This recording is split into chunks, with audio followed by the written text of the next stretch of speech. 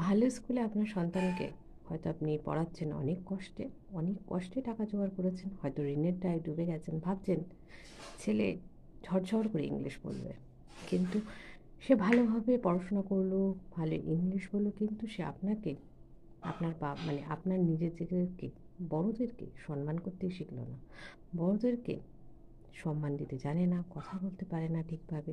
তাহলে একটা school matter করে না সে কোথা থেকে সে বড় হচ্ছে বা পাস আউট করছে, ম্যাটার করে সে কিভাবে ব্যবহার করছে মানুষের সঙ্গে, তার মনুষ্যত্ব কীভাবে তৈরি হয়েছে।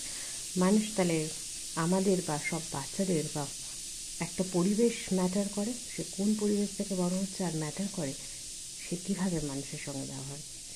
সো তাদের আগে সেখানে একটা ভালো মানুষ হওয়ার দরকার, একটা ভালো মানুষ ভীষণভাবে হওয়ার দরকার, যাতে সবাইকে সে রেসপেক্ট করতে জানে। সবাই ভালো থেকো, সুস্থ থেকো। Good morning to everyone.